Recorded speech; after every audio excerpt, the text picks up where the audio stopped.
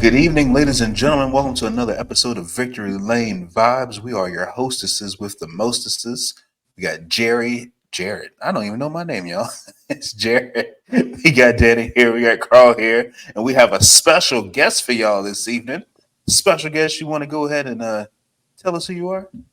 Yeah, my name is Ryan Vargas. I race in the Craftsman Truck Series, Xfinity Series, and I guess now the NASCAR Euro Series. An all-around do-gooder is how I'd introduce you. I Um, appreciate it. we'll just dive right in. I mean, you just came back from overseas racing in the Euro Series. You got two top tens over in Germany last week. Mhm. Tell us about that experience. How does it compare to what you're used to over here in the States, and how did the car compare to the Xfinity ride? Yeah, I mean, I'll just start off with the car. The car is kind of like if you put a Xfinity car and like a three-link late model together. They're very um, they're a lot more, in my opinion, like designed for road course racing. They felt very comfortable. They felt very sturdy. Like they were able to really handle the cornering very well. You could tell that the car was pretty much designed to be a road racing car. So um, that to me was something new because my only experience is driving NASCAR stock cars on road courses. I am not in any way, shape, or form a road course guy, but I've put an emphasis on myself to learn more about it because not that I thought it was a struggle area for me, because I actually felt, I mean, they're, if you look at my stats, they're kind of statistically some of my better tracks, but I love them. I love I'm a student of the sport in a lot of ways, and I am always intrigued on road racing. I love GT racing, love IMSA, love the Euro Series and what Pinty's does with the street course. And um, so when the opportunity came about to go do this race in Germany, um, it was kind of a no brainer for me. The sponsor, Critical Path Security, they loved it. It worked out perfectly for them. They're an international company, so they're able to do something like this. And um, like you said, hopping into the series and trying to figure out, one of the biggest things for me that was the biggest difference was, when you go to a road course in Xfinity or truck, a lot of these guys aren't road course guys. Everybody's very elite. Everybody's able to compete very well on road courses, but they're not all road course guys through and through. You know, in the Euro Series, everyone's a road course guy. Everybody comes from GT racing, open wheel. I mean, heck, one of the guys who was on the podium, I believe, this weekend at one point raced in Formula 2. So if that doesn't say the depth of the field over there, I don't know what does. Um, and another thing too is the field was so thinly separated. I mean, it was, if you give me 2/10 of a second, I'm probably instead of being, 10th, sorry, instead of being 13th in one session, we're talking about me being fifth or something like that. I mean, it's a not a big difference. I shouldn't say 2/10. It's more like half a second or something like that. But still, for a road course, that is a very tight field. Yeah, that sounds extremely competitive. Yeah. Well, we're to highlight that, and then my other question that adds on top of that is what you're doing this weekend. But let's step back. Um, Start from the beginning. How'd you get into racing? How did this the deal come about with you getting your chance to drive race cars for a living? Yeah, so I was about, when I was growing up, I tried every sport, baseball, football, basketball, everything, and I sucked at all of it. I hated all of it. I still to this day don't watch much of it. But I loved cars. I would find myself waking up at 5, 6 a.m. When I was a kid to watch the highlights on Speed Channel and whatever they had. Reruns of Monster Jam. NASCAR practice and qualifying and stuff like that. I just loved anything with four wheels and a motor. And when I was about 10 years old, we went to my local short track, Irwindale Speedway, and found out about the existence of Bandolero cars, which are, little 30 horsepower, Briggs and Stratton motor powered race cars that, kids could drive. And, for myself, I looked at it and I was like, oh my God, I could drive a race car. Like, this is really cool. Um, so my eyes lit up and, begged and pleaded, and we ended up getting a race car for the first time ever. Um, and immediately we had some success. Won the state championship in 2012, my first ever year racing, which was kind of a default championship. It was like there was no tracks in California at the time, but we followed that up by winning it 2 more years in a row when there were tracks. So I guess it worked out. And just kept racing that car for years and years. Tied for the national title in 2014. Moved up to street stocks when I was 15. Um, then late models when I was 16, and then the rest is history. Moved across the country when I was 17 to kind of chase this dream, and used race winnings to buy groceries and help pay rent. That's awesome. I love hearing just like the grassroots, feel of your story, especially literally moving from California here. Well, not here, you're in Charlotte. Yeah. But just to betting yourself and to take that risk, that's always something I always enjoy hearing, just because it shows me, how bad you want, to pursue your career and how bad you want to be successful. You're literally willing to move 3,500 miles across, the country to get that opportunity. So that's dope. Um, Yep. I'm going to pause and not run this whole deal. Carl, you want to jump in? And I know you said you had a couple questions for Ryan too. I mean, we can we can kind of move that later, but I do have one question, and I had the same question for Brad because like I followed both of you guys. I've known Brad for a while, like 6 degrees of separation, and same with you, kind of just like mixing with like different sim racers and stuff, like from like way back in the day. And my Mhm. question is, like in translation, has the feeling of like I'm really doing this, I'm here, people like know my name, they talk about me during the broadcast, has that ever gone away for you? Or I mean, is it still just kind of like I you like is it still kind of like I can't believe I'm paying buying groceries with money I'm making from racing cars for a living? Yeah, I mean, I don't think I'll ever get used to it. Um, for myself, I never thought I'd make it past late models. I remember back in 2017, my parents sat me down at the dinner table one night and said, "Look, we can't afford to do this." They told me that at the end of 2017, we were going to have to, you know, scale back a lot and me focus on, college and stuff like that. Maybe run 4 or 5 races a year, and that be it.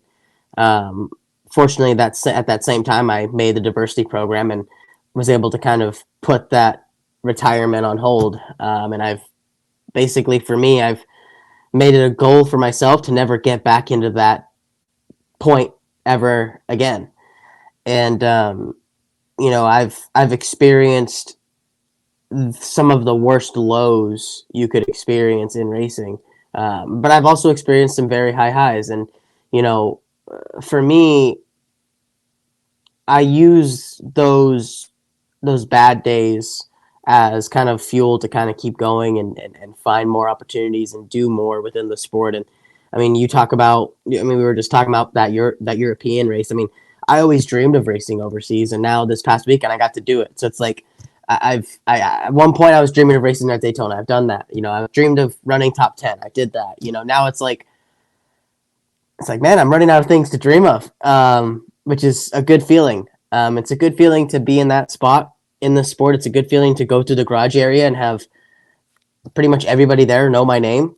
Whether they're at the front of the grid or the back of the grid. I know I could talk to some of these guys, and it's a really really good feeling. And I always want to keep that, and I'm always trying to work as hard as I can to stay in the garage and stay active as much as I can, because at the end of the day, I'm nothing without my place in the sport. Yeah, that's an incredible answer. And I guess the other question I had for you, and I was trying to like save it a little bit, but you kind of brought it up because you came up through the D4D program, the Drive for Diversity program, and like earlier this year, and this happens more often than not, but like here lately, what would you say to, I guess, people that are the detractors of like that program and like Rev Racing, and they say like, well, it's in place to give people opportunities that maybe otherwise aren't deserving of it just because they're different for one aspect or another, right? Because you look Mhm. at, like you and Brad, Raj, Nick Sanchez, all these guys that have come through that program, Kyle Larson, for one, a cup champion, right? Yep. So, what would you say to anybody that feels like, you don't have to really be talented because there's this program that's just going to give you a free ride for whatever reason. Although we know that's not the case whatsoever. Yeah, it's not a It's not a free ride program. It's a, hey, do you have enough talent to earn this ride? I went to the combine and was first on the charts, first on consistency. I went through the physical fitness portion. I went through the media training, and I passed all those with flying colors. I was like, okay, I won't say I passed the fitness portion. I was still kind of chubby at the time, but at that same time, I made the team because I earned the spot. You know what I mean? And that was in 2018. I just got done a few minutes ago saying how at the end of 2017, my parents told me we were going to have to stop racing. So what the D4D program really does is it gives those who wouldn't be able to afford opportunities, who wouldn't be able to have a place in the sport, it gives them an opportunity. Look at drivers like LeVar Scott. He's currently racing for Rev in the ARCA series, and he's doing a phenomenal job in making a name for himself with everything, getting his opportunity. You know what I mean? That's a great year, yeah. Exactly. And Andres Perez de Lara, he's also getting a great opportunity. So that the Rev program is a fantastic door opener, right? And maybe you could be like me, who only ends up spending 1 year there. You could be like Nick or some other drivers who spend several years there. Right. But at the end of the day, the Rev program brings people into the sport who may not have ever gotten the chance to do so. And so if people think that is wrong, they obviously haven't done enough research or are just oblivious or, Yeah, absolutely. Yeah, and that's such a solid answer. Thank you so much for that. And as fans, I think we've all facilitated that, but it just feels so good to actually have a driver say it, because I know sometimes people shy away from talking about that, because at least in the upper echelons of stock car racing, it's still kind of a touchy subject. But yeah, I mean, it's great to know that's why that program's there, and to see people come through it, and to know that it can pave the pathway for individuals like yourself and a lot of people to really accomplish things that otherwise it just isn't there for them. So I will pause any other questions I got for right now. Danny, you got anything?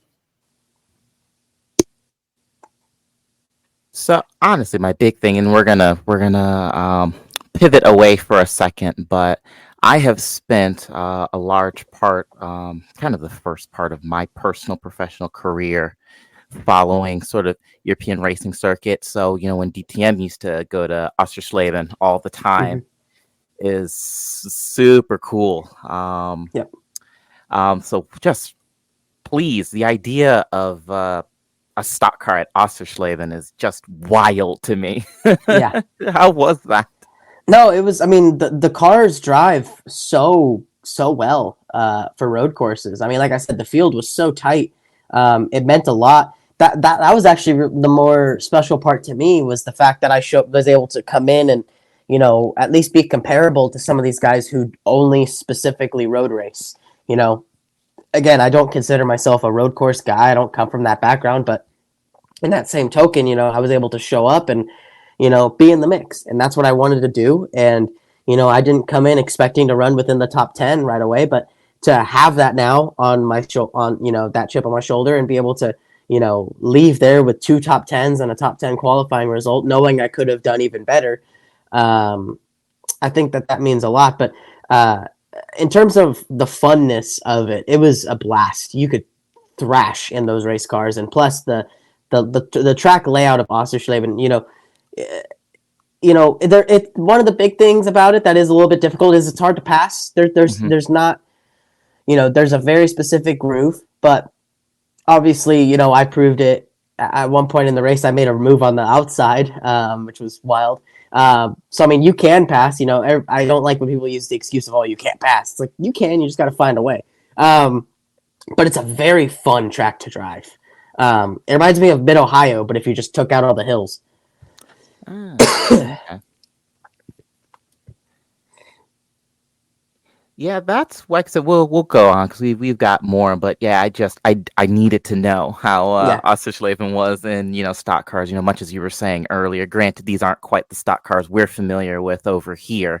These are effectively unique perma road course cars, but lots of footage of watching, like, the team's race at Ostersleben in the turn of the millennium. And I'm like, okay, well, how is that? Oh yeah, and I'll say this too. It's still a NASCAR stock car. It's still Mm. big and heavy. Doesn't have any assists, so the meat and bones of it are still the same. It's just designed a little bit more to favor one. So it is still very not easy. Fair enough. That's awesome. So you go from that, and then now this weekend, you go on truck racing at Talledega. How was your preparation switch from international travel, road course racing to like, okay, it's the big time. I'm back in the biggest event that NASCAR has. Like, how does your mindset change going from one discipline to the next? Well, it's not like I'm really a mindset change. I'm going in with both the same goals to each race. But really, the difference is the prep. One is, okay, you're trying to hit these lines, you're trying to focus on this. The other is now it's like, okay, how do I manage my shifts in qualifying? Where, when do I need to shift? What line is best for qualifying? Or, in the race, okay, well, how do I manage the race? Do I go up and try and lead a bunch of laps, or do I ride in the pack and, wait for them to wreck? So, you know, one is more about trying to better yourself and better the skill behind the wheel, and the other is trying to do planning. That's the biggest thing. So because that's what all that speedway racing is planning. It's all about planning and execution. Yeah, that's awesome. I'm really looking forward to this race. I always like to cheer a little harder for all of our guests that grace us with their presence and they jump on the racetrack. So I'm expecting big things out of you. I hope so. Carl, I know you said you were holding back. I got to pull up the other questions that I had for Ryan. Is there something else that you wanted to touch on, or Danny, while I pull this question out? I think, well, yeah, I had one other, but I think the other question that I had, he just answered. But yeah, I was just gonna just rib with you for a minute. This week is Talladega week on iRacing, and I just was gonna ask from a professional. Any tips for plate racing? Because I need all the help I can get, because it seems like I just can't make it to the end. Or like last night, I made a move at the wrong time and wound up finishing seventh, even though I led at the white flag. So I just was going to rib with you about that in the median, because we don't get to talk to race car drivers very often. So it's pretty cool. Yeah. So yeah, if this was real life racing, my go-to strat is the vibe strat. It's just kind of hang out. If you're not racing, if you don't need to worry about points, then just vibe. Run in the 20s. Make sure you just hang on to the draft and let them wreck each other. And make sure that you're still running with 10 to go. If you're running with 10 to go, then you have an opportunity to win a race. Right. That's just the plain and simple of, speedway racing. And so, it showed itself last season, at a lot of the speedway races we did, top 20s in 3 of the 4 speedways, and even almost got a top 10 in Atlanta. So, it's so much about positioning yourself. So, right. It's so much easier said than done, because you could think you're positioning yourself perfectly, but then they wreck right in front of you, and you get on the brake, and then you get hit from behind and wrecked. So, right. It's there's no right or wrong way to do it. Let me put it that way. Yeah, I definitely appreciate that. Yeah, I don't have too much else, like I said, except for one, and I got to pull that up. But Jared, do you have yours in the meantime? I do. So if I was following your social media correctly, it looks like that your parents joined you on your trip overseas. Am I correct in saying, or I got that negative? Nope. They did not. They didn't. They did not. Man, I can't read. It's all good. But with that, you mentioned about the struggles that you've had. Your parents had to come to you thinking that, like you said, you're going to retire a little earlier than you wanted to, and then you got the drive for development deal. How impactful has it been to have parents that made those sacrifices to, support your endeavors.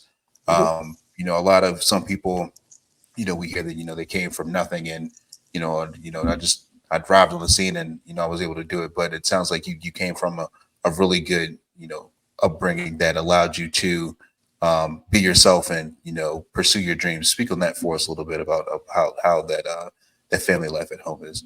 Yeah, so I mean, we came, I didn't come from much. My mom, she's a first grade teacher. My dad's a construction worker. Very, you know, average jobs, right? So, we couldn't afford to do racing. You know what I mean? It was really just like throwing it at the wall and hoping it sticks. And we had just had so much success throughout the years of my early development. I mean, back in 2014, when I was my last year at Bandoleros, I think we ran 30, 40 races and only lost 4 of them.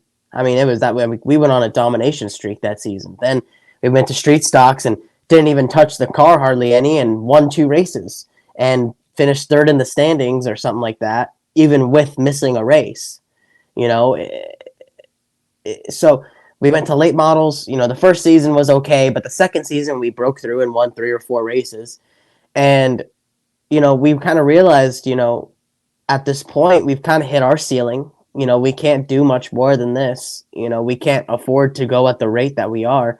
Like I said, my mom's a teacher, my dad's a construction worker, so they're not, flush with cash. And I knew right away, and that was one thing that I very much appreciated, was that from the very early stages of my racing career, I understood the value of a dollar, because everything that we did, we had to stretch to its limit. I mean, we were showing up to the racetrack, having worked on our car in a single car garage. Meanwhile, these other teams have ARCA budgets and truck budgets, so we were going out there and running against those teams, but beating them. And I think that showed a lot of what our team could do and what my family and I had built. But we also realized it just wasn't sustainable and it wasn't something that we can do for very long. And in fact, it didn't even really last over a year. And so when we had the opportunity to join the diversity program, that is what allowed me to stay in the seat. Really, it was, because I would have been done completely. Like I wouldn't be sitting here talking about driving race cars to anybody, because, at the end of the day, there's no opportunity there if things hadn't gone the way they did. That's dope to hear. This is that I love hearing stories like that. So, one day, when one of us decide to be, parents, and, our kid comes up to us and they want to race cars, you can do a lot more with little. Like you Yep. said, knowing the value of a dollar. So that's dope.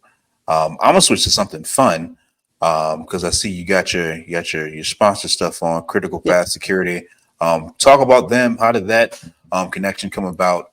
And they look real pretty on your Tundra. Yeah. Talk about them for a second for us.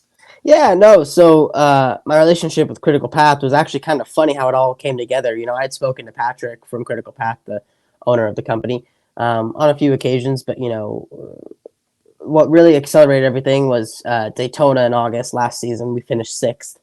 A very big day for us, and I had an interview with Dave Moody on Sirius XM, and Patrick just so happened to be listening to the interview and realized and heard the interview and said, I want to do this. He called me almost immediately and said, hey, what do you, let's do this. Like, let's find a way to make this happen. I want to do a race with you. And then from there, we just kept in contact, kept, putting our, I was able to build a program for them that, we were able to get them in front of the people that they wanted to be in front of, and help them in any way, shape, or form that we could.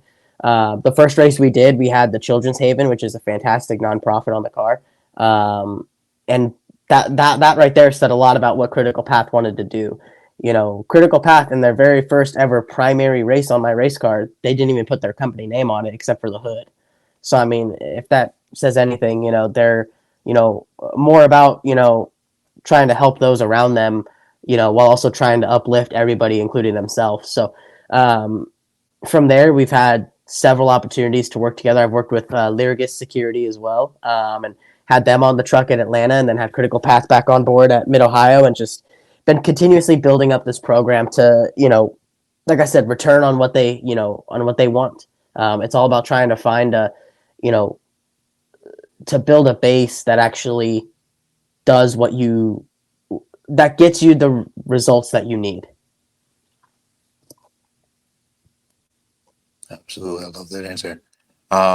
After Talledega, what's next on the calendar? What you jumping in after? Man, the truck race? right now, my schedule's pretty wide open. This is a pretty big month for me, so we have a lot of conversations right now on things for me to do to finish out the year. But at the moment, I'm just really just looking forward to 24 and finishing up those plans. Y'all heard it here first. Y'all need a driver. We got Ryan exclusive Reddit. breaking news. Yeah. Breaking news. Coming to ride. That's awesome stuff. Shout out to On Point Motorsports as well, for them allowing you to pursue your dream. So shout out to them too. Absolutely. No, I was just at the shop today working on that Talledega truck, and it's gorgeous piece. Probably some of the nicest equipment I've been in. So very excited to see what it does. Absolutely. Yeah. And also worth noting, I went through a couple days ago, and I was just looking at just some of your stuff from this year, your rides from this year, and I mean they've been gorgeous paint schemes. So shout out again to On Point for putting together some great looking stuff. I did have a quick question though. You just kind of talked about your current sponsor, and then I know when you were in the sixth over at JD, you guys had a sponsor that was I guess was a digital security sort of deal. Was Swan? Yeah, Swan. Is that so? And I'm just learning this as we're doing this. So is that something that maybe that you have a background or an interest or a connection in? No, not really. Racing, or just something. Okay. Yeah, it's kind of just a funny coincidence. Now, Swan, they do surveillance systems and stuff like that. Oh man, Critical Path and Lyrgus are Lyrgus is more of a platform, whereas Critical Path, they are direct cybersecurity service with plenty of talented individuals to help protect from any potential attacks or breaches. Yeah, now I feel silly because I didn't look past like what I thought it was, and I just assumed it was the same thing. But all the same, yep. I do have, I guess, one quick question for you while we're on that topic, and just through your NASCAR career, because we kind of asked Brad the same question. Is there anybody that sticks out to you, and it can be, crew guys you've worked with or team owners. I don't know if you can talk about past partners or other drivers that you feel like just really stick out as far as helping ground you and helping maintain like the confidence that you belong and you can do this, and just any help that you've gotten that's really stuck with you over this time frame. Yeah, I'd say one for sure is a gentleman named Brian Barry. He was the competition director over at JD Motorsports for a long time, and he's now a crew chief over at DGM. He's always going to call me out when I'm messing up, but in that same token, he always had my back and was able to, really keep me grounded, but also remind me that I can do this. And I think that was a big thing for me that I needed at times. So definitely felt good to be there. Fantastic. Yeah, and I think that's really about it. Danny, did you have anything? I do. I wanted to circle back for a minute. You mentioned, we talked a little bit about sort of the jump from Ostersleben and the Euro NASCAR series to NASCAR Truck Series at Talledega. I know you said that there's no real shift in mindset or however, but that for a sec that at least on the surface, to somebody who doesn't do this at all, whose most experience is just some high performance driving events. It almost strikes me as maybe overly reductive. Like, surely there is some sort of shift in change, for want of a better Yeah, phrase, when you come from something like, Oschersleben in the Euro NASCAR City series to running on, a super speedway in trucks. yeah, absolutely. I mean, at the end of the day, we're talking about two entirely different forms of racing, right? So you have to get yourself antiquated with, everything that's going on. I was sitting in the truck today, literally just shifting the shifter back and forth several times, just so I knew where the shift pattern was. Or, I was helping clean the car today, and then when I was in Osterschleben, I was helping out where I could. I was sitting in the car for, several minutes at a time, just kind of learning all my surroundings. So, you know, the biggest thing is just making sure that you get, that you get used to what your surroundings, you get used to the things that you need to do. And for me, I'll hop on iRacing and run some practice races. I'll go run C Fixed. I'll run some other stuff. And, you know, that's the big thing too, is I actually have resources for Talledega, whereas for Osserschleben, I really didn't. So it definitely, I definitely feel, I guess you could say, more comfortable going into Talledega than I did last week. Yeah, absolutely. So, given I didn't know the inner workings of the Euro NASCAR thing, and judging from that, say that they kind of, or I say, but kind of get tossed in at the deep end to kind of figure it out. So, I guess how exactly did that come about then? Yeah, so I had talked with Jerome out in with the NASCAR Euro Series in the past about opportunities to race. I've tossed around the idea. I actually had several opportunities in the past that have expressed interest in doing races out there, but nothing really too serious. Excuse me. But it was always a personal goal of mine. It was always a goal that I wanted to race internationally, in Euro, in Mexico, in the Pinty Series, and whatever. I just wanted to do it because I knew it was so cool to me. It is so cool to me that there is a NASCAR series outside of the States that goes to these different types of racetracks. And, when the opportunity did come about, I remember expressing interest to the folks at 3F Racing about doing something, and they were like, well, we know the right people to make this happen. Let's entertain this. And so I pitched it to my sponsors, Critical Path, and they finally met, Dennis Dennis, the owner of 3F Racing, at Daytona when they were there. And they hit it off, and it was almost like immediately, it was like, yeah, we're doing this. So that felt really cool, and we were able to put a lot of resources into the promotion of this doubleheader, I guess you could say. Doing the Germany to Talladega doubleheader. I think that's probably the coolest part about it, is that we were already doing Talladega. So when we added, Germany the week before to the list, we knew it was going to be a bit of an eye catcher, because, again, two totally different racetracks, two totally different countries, two totally different race cars, but the same number, same sponsor, same driver. And I think that right there is really, really cool. Absolutely. Yeah, I also think. Oh, sorry. Go ahead. Oh no, go ahead, Carl. I was just going to say, we talk all the time in the sport about guys doing the double. I don't know if this necessarily counts with the time zone change, but I think this would be the record for the furthest distance between two races for doing a double. So we might need to get on the phone with somebody about that, get you some recognition for it. I'd be interested for sure. Absolutely. Be interested. Yeah, but what I was going to ask is, given certainly your interest in, running some of the NASCAR series outside of the U.S., say any particular bucket list items, if I might ask? I mean, for me, I want to run the Mexico series very badly. I've wanted to since I knew about its existence, really. I just think it's so cool. I think all of them are so cool.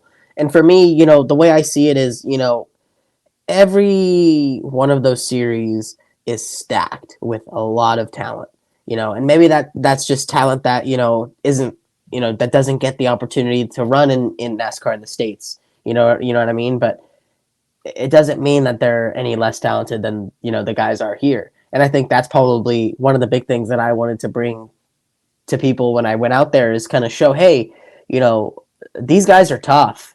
Like these guys are legitimately really, really good, and put them in a, you know, a decent Xfinity car at any road course, and they probably run pretty well. So to me, that's pretty exciting. You know, the idea of going out there, and also just a challenge. You know, I've always loved trying totally different things. You know, that's why I did trucks this year, because I had done Xfinity for the last few years, and I had 0 truck starts to my name. So for me, going into this season, I wanted to try it because I didn't know anything about it. And have I struggled at times? Yes, but we've also shown a lot of speed and gotten results. So, you know, I think that right there altogether shows why I do the things that I do. Yeah, absolutely. Yeah, the Pinty series is absolutely wild. I love it. But I suppose, to move this, outside of just the NASCAR sphere for a second, if somebody came and knocking, what phone call would you answer? Oh, I'd love to go run GT cars. I'd love to go run like GT3, GT4 racing. Um, After working with Spencer Pumpelly a little bit, and seeing him and Andy Lally go to work, in IMSA, and being there personally and being able to hang out with them and see those cars up close. I just have such a high interest in that stuff. I nerd out over some of these things, seeing all the technology and seeing, the different style of racing. And I think that is just so cool.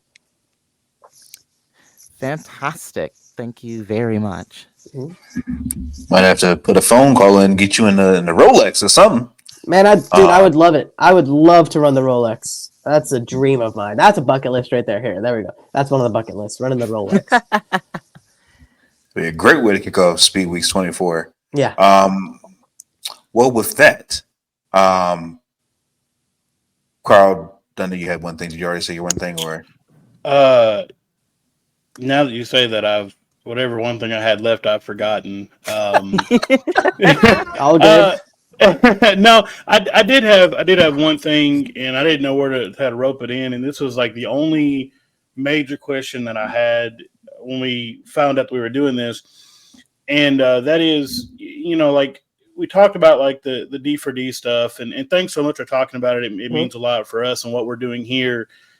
I kind of when I talk to people outside of being fans about like NASCAR, right? It's because like the conversation has kind of shifted from, they don't want us, watching. They don't like us there, X, Y, and Z. And now people are generally interested in it for a variety of reasons. And 2020 was kind of like the precursor to a lot of that stuff for a lot of reasons.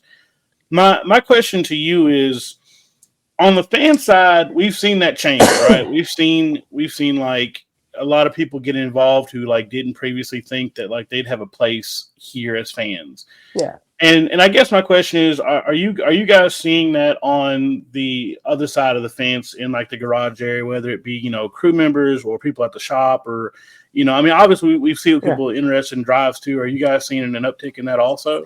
Yeah. I mean, at the end of the day, my time in NASCAR has been absolutely fantastic, meeting so many different people with so many different backgrounds and, so many different interests. And I think that's the beauty at the end of the day of motorsport, and you talk about the drivers, when you're, sorry, I'm getting bombarded with emails suddenly. Hey, no, not a problem. Turn on the do not disturb. My apologies. Not a problem. But at the end of the day, and I've said this before, at the end of the day, it doesn't matter what race, gender, sexual orientation, or whatever you are, or whatever you have. Right. When you strap into a metal coffin going 170, 180, 190 miles an hour, you're no different than anybody else on that racetrack. Same thing for any fans or crew members. It doesn't matter. So nobody, I mean, it's kind of, that's what I'm kind of getting at is, everyone's the same when they're on the racetrack. Right. And in the garage area, it's probably one of the most, for the most part, it's probably one of the more accepting places I've been in. So, if you're a person that puts in the most effort, if you're someone that works hard and, chases a dream, people are going to accept you. And, I think that's one of the beauties of the sport. And I think NASCAR in itself has grown to become a lot more than the stereotype it once had. Right. Yeah, I would definitely say that as well, and I have been. That's why we put this together, because we wanted not just for to change the way the voices that are in this that are talking about the sport, but also to let people outside the sport know, like, hey, like there is an entire change in its subculture, and like you can really enjoy it if you just remove the noise from it. So thank you so much for that, and Yep. also just the time you've given us.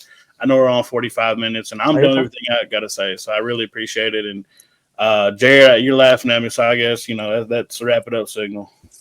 No, I was just like I said, just saying, they just appreciate you taking the time, Mhm. especially with the schedule that you have these last 2 weeks. Just All wanted good. to shout out Critical Path Security, shout out On Point. Big shout out to Ryan Vargas for taking the time to chat with us.